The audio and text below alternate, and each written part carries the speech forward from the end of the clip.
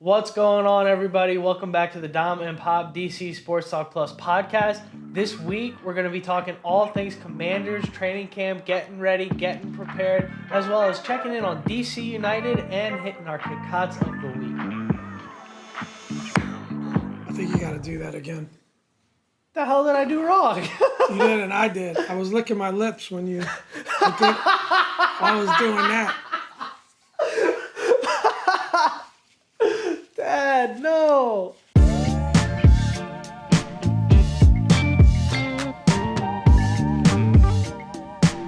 What's going on, everybody? Before we get into this week's episode, I just want to thank you all for watching and listening and kindly remind you to please like, comment, subscribe, download, press all the buttons you can to support us. Watch us on YouTube, Dom and Pop Podcast, and check us out on Spotify, Amazon, Google Podcasts, all the good listening services at Dom and Pop DC Sports Talk Plus Podcast. Make sure to give us a download and make sure to also follow us at DC Sports Plus on Twitter and Instagram. Thanks a lot, guys. Beautiful. Wow. Thank you. You know, Pop, I couldn't have done it without your creative direction. Exactly. That's producer extraordinaire. Yep, that's what I needed. You sitting there and just looking at the camera with that 1,000-yard stare. I couldn't have, there's no way I could have got through that. All right, Pop, how you doing? Welcome back. Doing good. Yeah, ready to roll here. World traveler over here, back in the States, chilling out. That's right. Ready to get to another episode. I know you were thinking about it all week, and I'm ready to kick things off over here. Let's do this. Yes, sir. So, man, what do we got for this week? We got training camp preview. We're going to talk all things where we're headed for the training camp, our expectations for the team. We're going to get all that good stuff, all that good mid-July sports podcast topics, talk about all our favorite guys, and yeah, let's get right into it. So, Pop, I thought a good way to start this off, well, I thought you wrote the outline for the episode, so I'll give you, before you come after me, I'll give you proper credit, you know. You thought it'd be a great thing. Let's start this episode off. Top 3 things to watch out for training camp, which is starting July 26th, of course. Today's, the 14th, I think we're recording this? 16th, actually. 16th? You were close. I got no concept. I've been so busy. I have no concept of time at this point. It's just like I'm either at work or I'm sleeping. So July 16th, we got 10 days to training camp. So, Pop, give me the top 3 things you want to watch out for training camp this week. Yeah, it's getting close, huh? So this year, excuse me. A lot of things to talk about, and be fun to do this as we have some preseason games to break down, and the regular season is going to be awesome. But, I think my top 3, giving it some thought, I think not in any particular order, but for me, one is Chase Young's rehab. Yep. Right? I think that's going to be one of the biggest things that everyone's going to be watching. You know, is he going to be ready for week 1 or not? I thought I heard a little bit of news that maybe they don't think he's going to be quite ready. It would make sense not to rush him. But I think Chase's rehab and how much we see at Chase, I think, is going to be a big story. Maybe to a lesser extent, Logan Thomas. But, I think that's 1 for me. 2 for me is the rookies, the rookie class. I don't know that I've been this excited about a rookie class, right? And, we were talking about trading the 10th pick and the disappointment that we had there. But, getting a Jahan Dotson, a Brian Robinson, and a Cole Turner in return for that trade, I think is pretty great. And, just seeing what the rookies contribute, seeing how much buzz is around the rookies, how they perform in preseason games, what we're hearing out of practice. I already mentioned Jahan. I think everyone's expecting, great things from Jahan. I think Brian Robinson, he could really push the running back group. I'm really interested to see where that lands, how many reps he gets. Cole Turner, which I'll get back to in a minute, and Fedarian Mathis and Sam Howell. Here's a quarterback that people thought was going to be a first round pick had he gone out a year earlier. There was talk of him being at the top of the draft. what does he look like? Does he start to create a little bit of we love our backup quarterbacks in Washington, right? Does he start to create a little bit of noise, and whether or not he should be doing more? So Yep. that's two, and then third, I think is an obvious one, but what the heck is going to happen with the linebacker group, right? Yeah. Are we gonna sign? Are we gonna stick? There were some comments from Ron Rivera recently talking about that he thinks their base defense is really going to be the two linebacker set, either with a fifth defensive lineman or a third corner or a third safety, that he thought that was really going to be their base. But just the overall lack of depth with that group, and we've talked about the development or lack thereof of Jamin Davis. To me, that's going to definitely be super interesting to watch. So those are my top three. What do you think about that list, son? Yeah, I mean, I don't want to spoil my list, but we got some similarities in there for sure. Yeah, I'm in total agreement with those top three. I really think those are all good things to look out for. For me, my top three, since we have so much overlap, I'm just gonna go ahead and get into it. Linebacker / defensive layout, like really kind of figuring out what our base defense, even if it's not technically our base defense, but what is the defense that's going to be on the field for 70% of the snaps? What does that defense look like? So figuring out that it's kind of been a buzz term, the 11th defender for the Commanders, figuring out who that guy is. I guess as of right now, Benjamin St-Juste is probably the front runner. So figuring out who that guy is, how he looks, and is that guy going to make our defense better? Are we going to actually be able to have a good defense this year? That's number one. Number two for me, a little bit of a wild card, is the offensive line.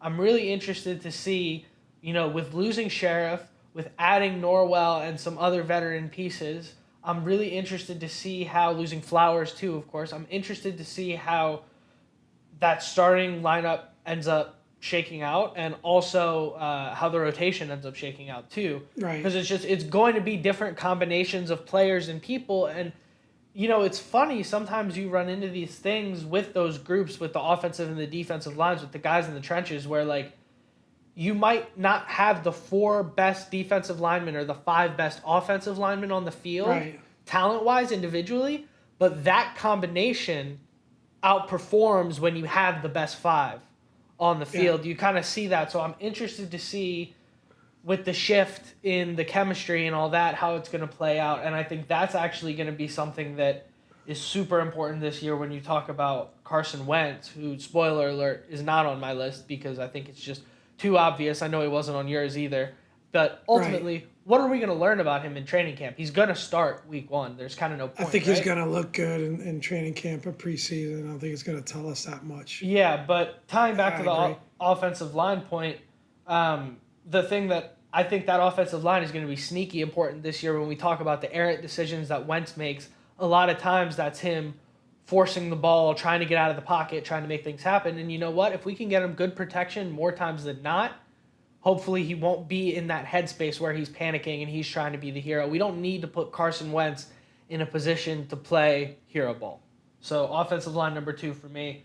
And then number 3, Chase Young, agreed with you. At the end of the day, he's the face of the franchise. He's the star right now, and we need him back and healthy. So I'm interested to see if maybe he ends up on the PUP list. I know PUP is only 4 games this year, or maybe not this year, but it's recently changed to 4 games. So interested to see if he ends up there, how they bring him back, if they bring him back slowly. That should be interesting, and I think obviously that's the biggest question mark on the defense outside of the linebackers is, like, what's going on with Chase Young? Like, is he going to be ready to go? I'm in the camp of he's in year 3, and this is a guy that we want to be. Like, I know, it was premature for sure, but I know people were saying, like, oh, this is our Ray Lewis when he first got to the team, and we were making that run towards the end of the 2020 year. Premature. I said 3 times now. That was super premature. Right? And, we hope that he could get to that point. Every team dreams of having one of those guys. But that's why I think it's just super important to see how he can come back this year. And not only is he in full health, but is he fully Chase Young? Is he going to be that just terror to defenses, or is maybe the offensive lines have adapted to Chase's game a little bit, and he's not quite. We see a little bit more of 2021 Chase Young. I want to see old 2020 Chase Young. I don't care if it takes him 5 games to get back on the field to see it. That's priority number 1 for me with him. So that's my top 3. Pop, any thoughts or anything more you want to discuss about No, that? I love you getting down in the trenches with that offensive line take. That's a surprise. That's definitely a surprise.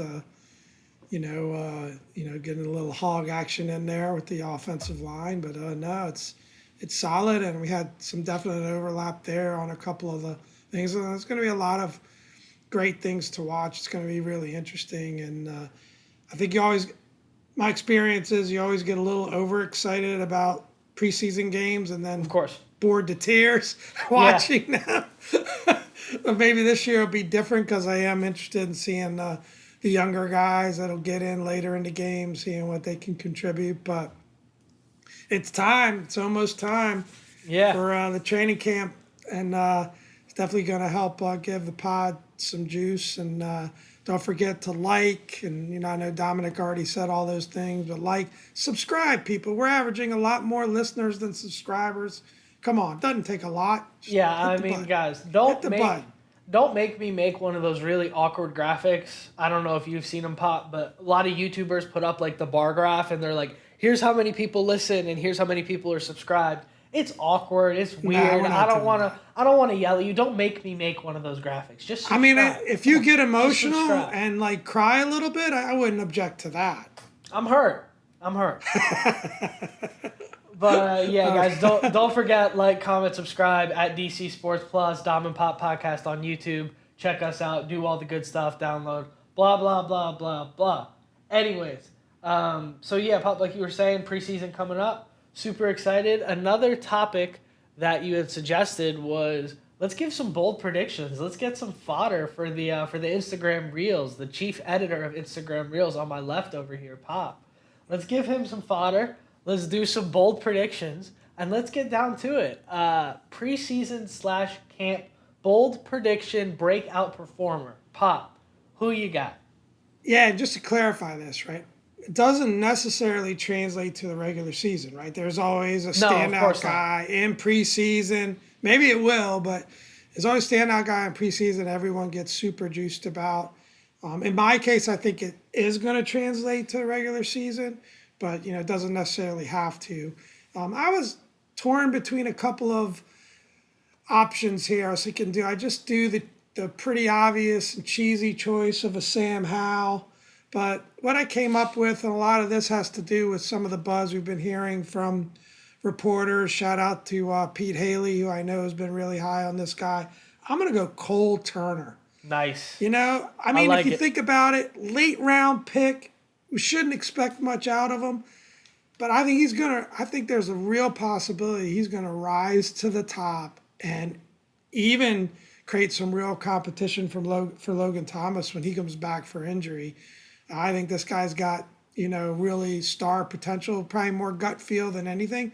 But just with his size, his route running ability, the fact that he was a wide receiver at one point, I know that there's concern about blocking, but, we don't necessarily need him in his role to be the greatest blocker in the world. Yep. So I'm going tight end and Cole Turner as being sort of the breakout star of a training camp. I like it. Hey, that, and in combination with, he's probably going to be running with the second team, right? He'll be running behind Bates. So you figure he'll probably be playing against a lot of backups, a lot of guys that are maybe just fighting for a roster spot or to get off the practice squad. Yeah. So I think with that, just his size alone, he'll probably be able to tear through a lot of those guys. So great call there. I'll do a little behind the scenes here. So I wrote down very professional little top 3 notes, and you can't see it because it's but I did have to scratch a name out here for my preseason guy because Pop called him cheesy. I was gonna go Sam Howell. You go Sam Howell. I was just saying I don't mean it cheesy in the sense that it's just the obvious choice. I got another one. It's cool. I almost did it. I almost did it myself. I got another one. Sam Howell is obviously the obvious choice because this group loves backup quarterbacks. This fan base where you're if he starts lighting it up, even if it's with the third team in the second half, you know what's going to happen. I mean, I look, hope it happens. I hope it happens. 14 is a good number for our family. That was your soccer number. I ended up wearing it for a while because it was your number. So we're hoping the best for Hallow, man. But so that was my guy because I think ultimately he's going to be going against third stringers, and I think he's got a lot of talent, and I think he's probably going to light it up, and it's probably going to be like a here comes Howell, blah blah blah. Well, especially nationally, right? There's so much Carson Wentz hate out there that you can already hear guys like Orlovsky and those guys just going on. Well, about Orlovsky, I think Sam Howell, right? I think Orlovsky is the only guy in the national media that's still backing up Carson Wentz. Okay, all right, cool, good. No shade to Dan Orlovsky, but doesn't make me feel particularly great. But anyways, who's your pick? Who's your pick?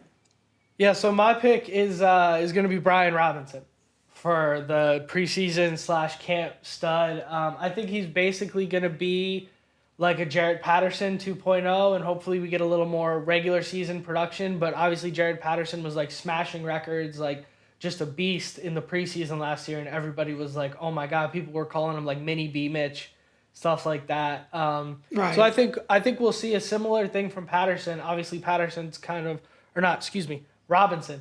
Pick two similar names here.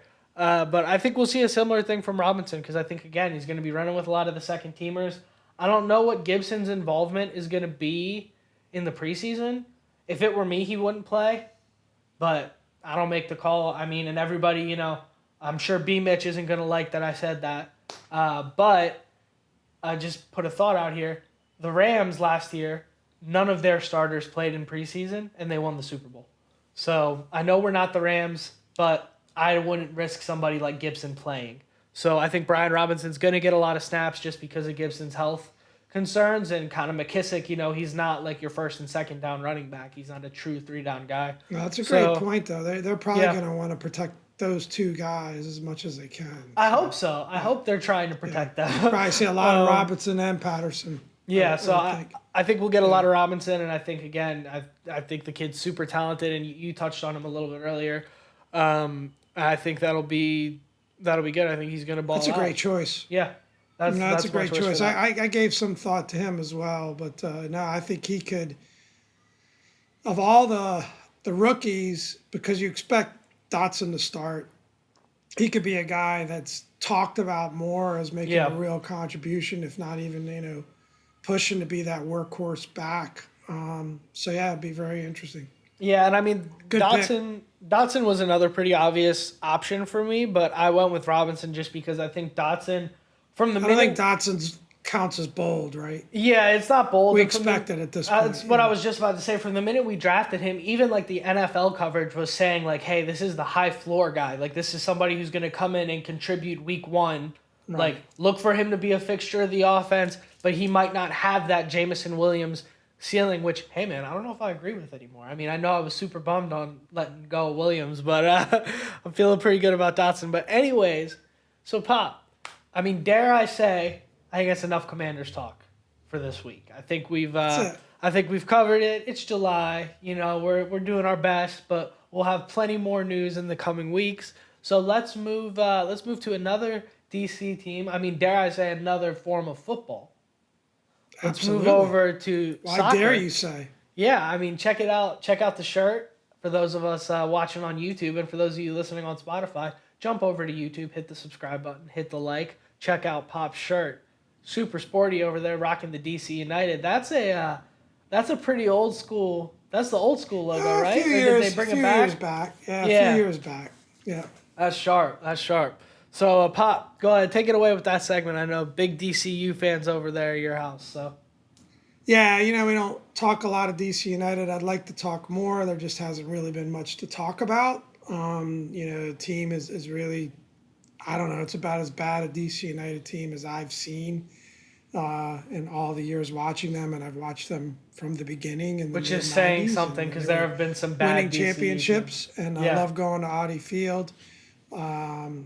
But I mean, you start hearing the rumors about Wayne Rooney coming to coach the team, and just as a bit of a recap for those of you that don't know, Rooney actually, back in 2018, it was the big news that we actually got Wayne Rooney to come and play for DC United.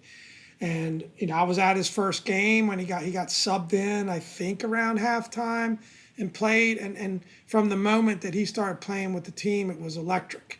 He was everything that was promised. He still has some highlight reel plays that are talked about to this day. He had one where the opposing team was on a breakout. He was the last man, and he ran down the attacker, slid tackle, won the ball, got up from midfield, made a beautiful pass, and we end up scoring on a header. Luciano Acosta scored on a header. That was a beautiful and then he scored from midfield.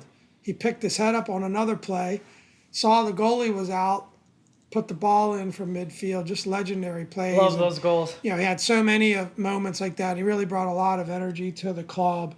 And but I think I start hearing rumors about Wayne Rooney. I'm thinking, no way, because the main reason he ended up leaving, and he left very abruptly. I mean, things were going well. He seemed to like it, or he seemed to want to go. It was really that his wife Colleen wanted to move back to England. Yeah. Right. It was a family decision. She wasn't into being here, and so thinking, wow, how has that changed? Why would he suddenly come back? He is a big name. He's been coaching at Derby County. He's had some success there. They're I think they call it first division in England, but he's a second. It's basically a second tier team. They've just gotten relegated, not because of Rooney's performance, but I think they got a lot of penalties for various reasons. They got a lot of points taken away. But just why would he come here? Why is that? He had some interest from some other clubs in England for sure. But just super exciting for Rooney to come back. Fortunately, he's not as a player, it's as a coach. Yeah. They definitely need to upgrade the roster significantly. But it's exciting to have him back. My only reservation, and obviously I'm totally behind it, but my only reservation is how long is he going to be here? Because for two reasons, right? I mean, there's the obvious concerns around family, but also if he performs well, he's going to get other offers pretty quick to go back to England. And then what happens, right? Is it just a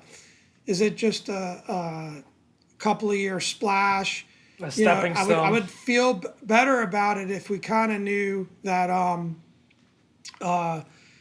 what the succession plan is. Is he going to bring me somebody in as kind of his, right-hand person? The United's been through a tremendous amount of turmoil, already fired a coach, earlier this season. They've got an interim coach who's been a long-term assistant. And so it's just like you want some stability there. You want to see this team go back to the top of the league, which is where they belong, and get this fan base energized and excited again. But you can't complain about it. Loving it. I mean, he seems super determined. His family is staying in England, which is another sign. He's got 4 boys and his wife. He was asked about that in the press conference. In fact, he was asked about it towards the end of the press conference from an English reporter, and he said, listen, didn't you hear what I said earlier in the press conference? We've talked about it as a family. It's not an issue, but they said that he even he wanted a place to live that was really close to the training camp, which is not far from where Washington Commanders train, and he wanted extra rooms so that players could stay with him, or maybe even an assistant coach could stay there, and he could just talk soccer, well into the night. So he's super focused. He's super energized. I think we'll see some moves and some players coming in.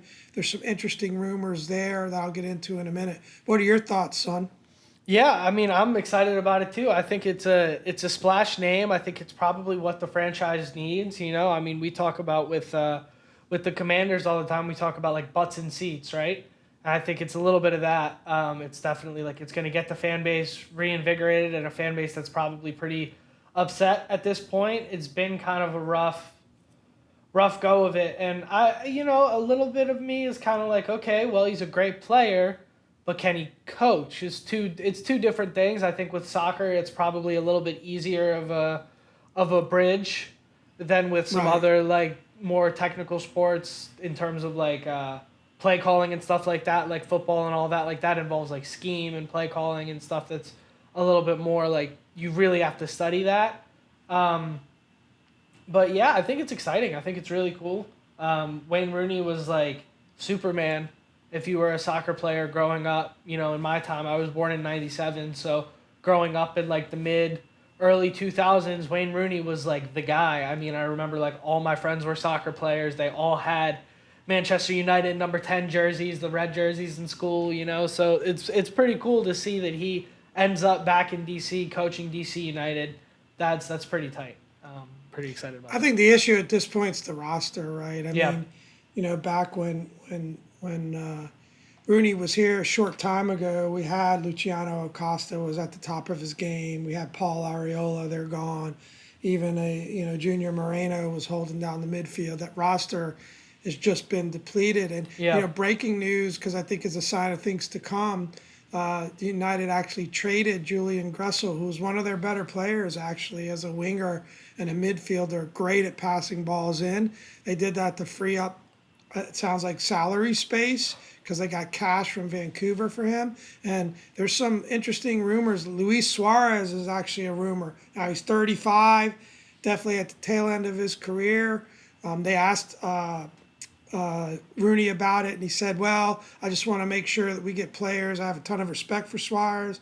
We want to make sure we got players that are hungry and aren't kind of just trying to finish out their career." That's not exactly what he said, So but they can he was retire. indicating Yeah. it. But apparently, Suarez's brother, who's a retired professional player, actually lives in D.C. and plays in some of the local leagues. So Bring them that over. would be huge. A couple of lesser known names, but a Ravel Morris, who played with Rooney at Derby County in England, or a Jesse Lingard, who played at Manchester United and was a former teammate of Rooney's as a forward. So you could see that his name can attract players. And I definitely think he can coach. I don't think Yeah. there's any doubt he can coach.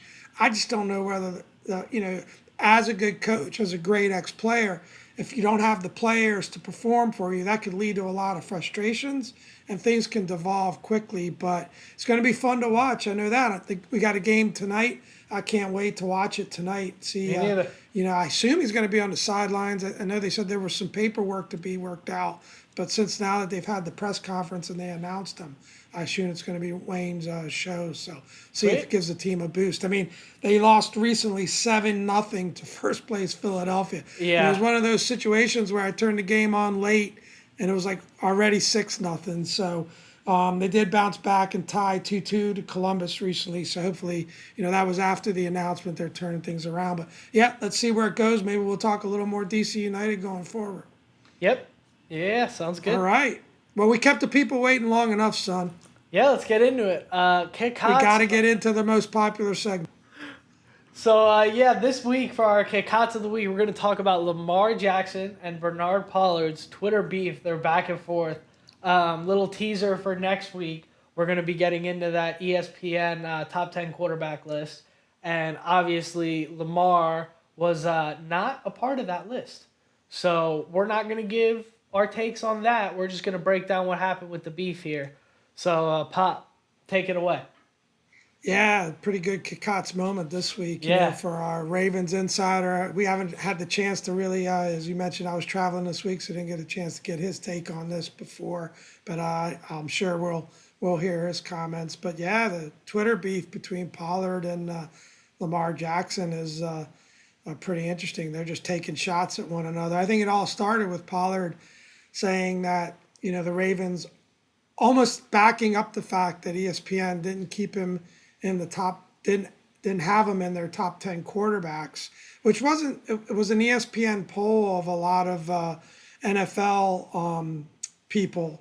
And Pollard said that the Ravens aren't going to be able to attract top receivers as long as Lamar is the quarterback because he's not a great passer. And Lamar took exception to that and, got into Twitter and called him dumb as F, and pretty much said, "Who are you? You didn't do anything in your career." and it was pretty interesting. I guess Robert Griffin came to Lamar's defense and said that he's a top quarterback in the league, and I guess they're ex teammates. But I guess since then, Lamar has come and apologized.